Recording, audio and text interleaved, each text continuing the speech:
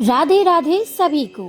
क्या आप जानते हैं कि वर्ष में केवल एक ही ऐसी एकादशी आती है जिसके बाद माना जाता है कि स्वयं भगवान श्री हरि विष्णु योग निद्रा में चले जाते हैं और इसी दिन से आरंभ होता है चातुर्मास, एक ऐसा पवित्र समय जिसे भक्ति, साधना और आत्मचिंतन का काल माना जाता है।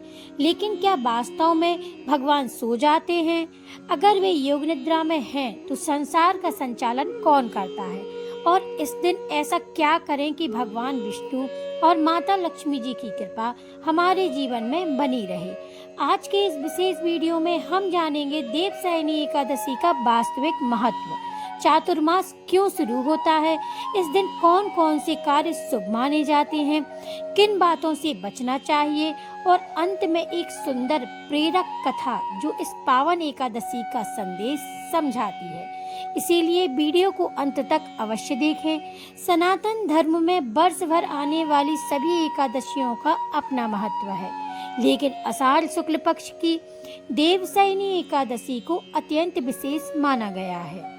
कई पुराणों में इसका उल्लेख मिलता है कि इस दिन भगवान श्री विष्णु क्षीर सागर में शेषनाग की शैया पर योग निद्रा में विराजमान होते हैं।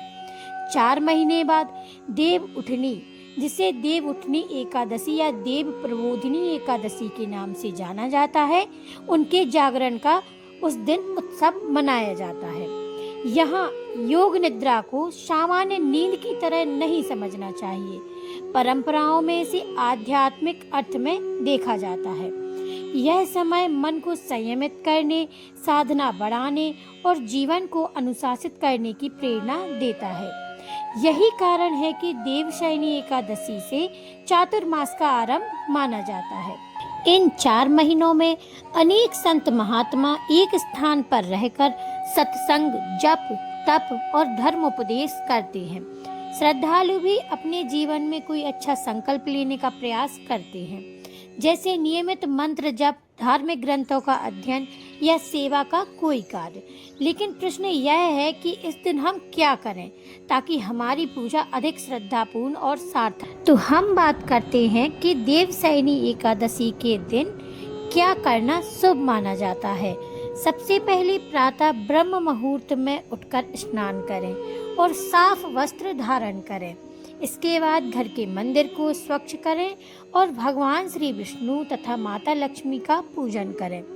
यदि आपके पास भगवान विष्णु जी की प्रतिमा या चित्र है तो उन्हें पीले पुष्प अर्पित करें। तुलसी दल अर्पित करें, क्योंकि तुलसी जी भगवान विष्णु को अत्यंत प्रिय मानी जाती है।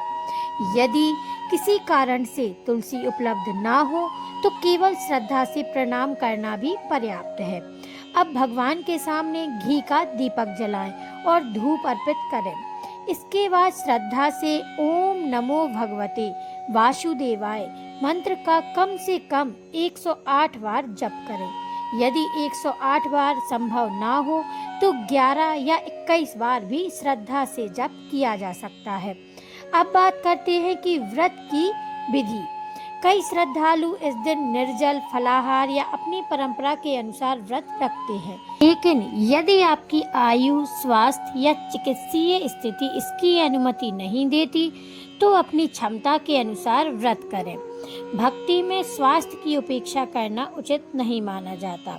अब जानते हैं कि देवशयनी एकादशी पर कौन कौन से कार्य विशेष रूप से शुभ माने जाते हैं। पहला, भगवान विष्णु का नाम स्मरण। दूसरा, श्रीमद् भागवत गीता, श्रीमद् भागवत या विष्णु सहस्त्र नाम का पाठ श्रवण करते हैं। तीसरा, जरूरतमंद लोगों को अन्न या वस्त्र या अपनी क्षमता के अनुसार दान देना। चौथा, क्रोध, कटु वचन, नकारात्मक विचारों से बचना। पांचवा, घर में शांति और प्रेम का वातावरण बनाए रखना। अब बात करते हैं चातुर्मास की। देवशयनी एकादशी से चातुर्मास आरंभ माना जाता है। इन 4 महीनों में अनेक लोग अपने जीवन में कोई एक अच्छा संकल्प लेते हैं, जैसे प्रतिदिन भगवान का नाम जप करना, एक अध्याय गीता पढ़ना, या फिर नियमित दीपक जलाना, या किसी सेवा कार्य में भाग लेना।